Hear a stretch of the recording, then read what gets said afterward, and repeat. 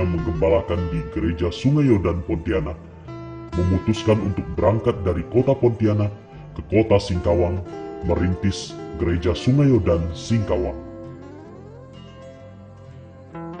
Ko Rudi dan Kak Lia, itulah sapaan akrab gembala senior sekaligus perintis gereja Sungai Yordan Singkawang. Berbekal iman kepada Kristus dan firman-Nya, pada akhir tahun 1998, mereka masuk ke kota yang sesungguhnya asing bagi mereka. Sebelum membuka gereja, Ko Rudi bersama beberapa sahabat dari Pontianak meninjau lokasi dan mencari tempat untuk disewa. Akhirnya pada kali yang ketujuh perjalanan keluar masuk kota Singkawang, mereka baru mendapatkan ruko yang mau disewakan yang berlokasi di Jalan Alianyang nomor 73 di depan gudang beras Bulog. Awal tahun 1999, dengan menggunakan truk untuk mengangkut perlengkapan kamar tidur dan sedikit perlengkapan dapur, Ko Rudi bersama dengan seorang sahabat yang bernama Gideon berangkat ke Singkawang. Kak Lia sementara menetap di Pontianak karena pada waktu itu sedang mengandung anak yang pertama. Ruko yang disewakan memerlukan beberapa perbaikan dan renovasi. Jadi, dengan tenaga sendiri, Ko Rudi dan Bang Gideon mulai bekerja sebagai tukang bangunan sekaligus tukang cat dadakan. Setelah renovasi tempat selesai, barulah Kak Lia dijemput untuk tinggal di Singkawang. Kegiatan pertama yang dilakukan adalah berdoa, berdoa, dan berdoa. Tuhan mengutus dua ibu pendoa, yaitu Ibu Leli Tangkesalu dan Ibu Shirley Santosa dari Jakarta yang tidak mereka kenal sebelumnya, untuk mengajarkan tentang doa pemetaan, doa keliling, dan doa peperangan rohani. Dengan berjalan kaki, doa keliling pun dimulai dan ini dilakukan dalam 2 tahun pertama. Mereka berdiri bagi kota Singkawang dan meminta belas kasihan serta pengampunan Tuhan atas Singkawang. Dengan berjalan kaki, doa keliling pun dimulai dan ini dilakukan dalam 2 tahun pertama. Mereka berdiri bagi kota Singkawang dan meminta belas kasihan serta pengampunan Tuhan atas Singkawang.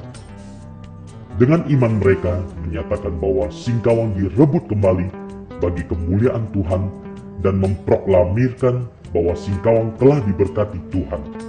Seruan ini tidak pernah berhenti sampai saat ini.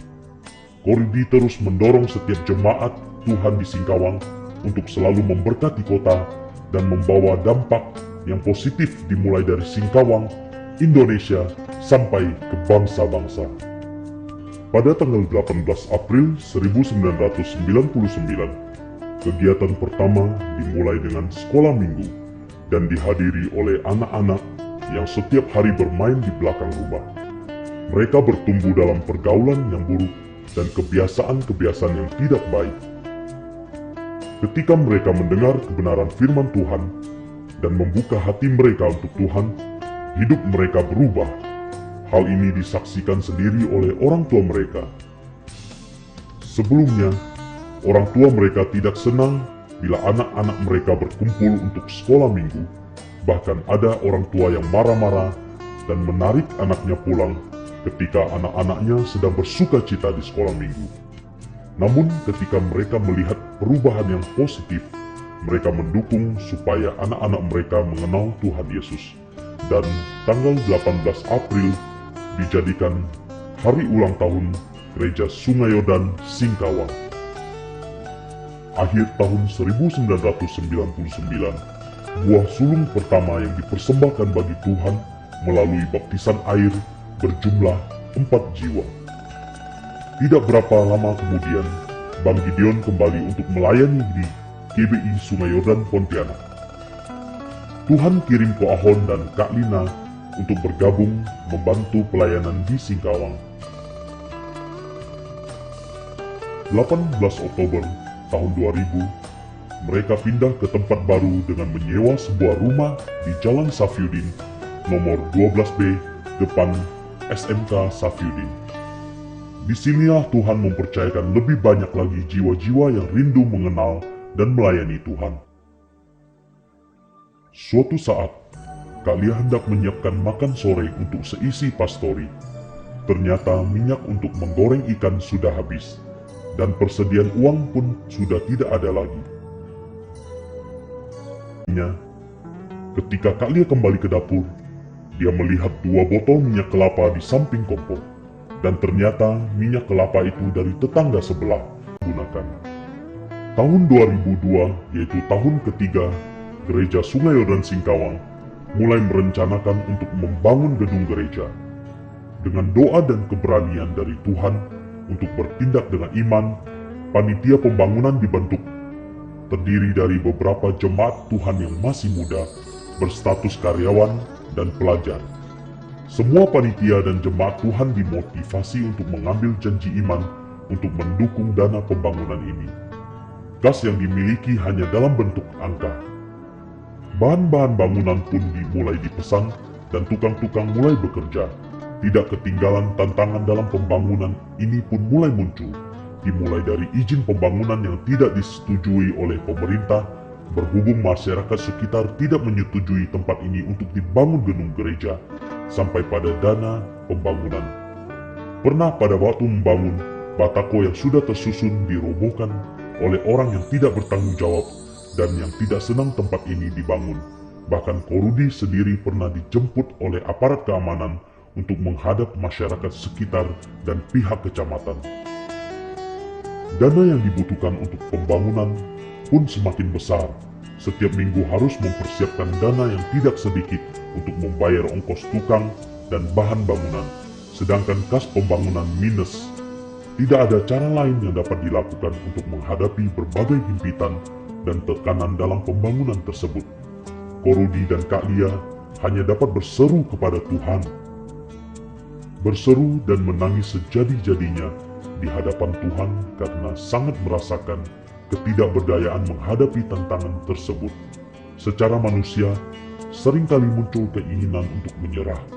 Namun Tuhan memberikan kekuatan melalui firman Tuhan dalam Yesaya 40 ayat 10. Janganlah takut, sebab aku menyertai engkau. Janganlah bimbang, sebab aku ini Allahmu.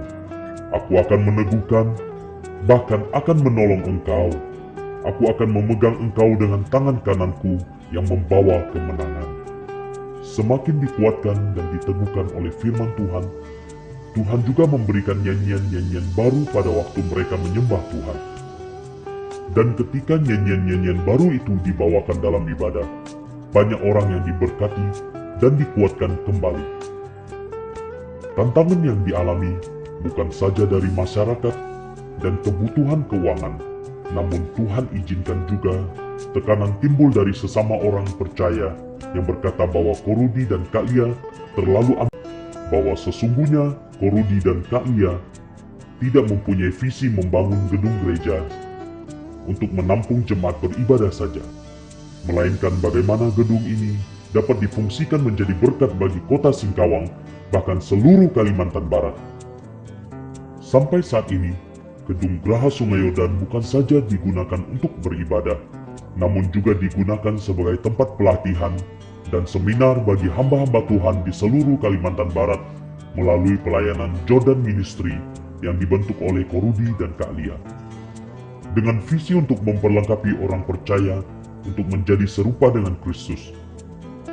Gedung ini juga digunakan untuk pendidikan melalui sekolah Jordan Kids Education and Caring yang telah memulai aktivitasnya tahun 2012 yang lalu. Korudi dan Kak Lia selalu mengingatkan bahwa semua yang kita dapat, kita nikmati semata-mata karena anugerah Tuhan.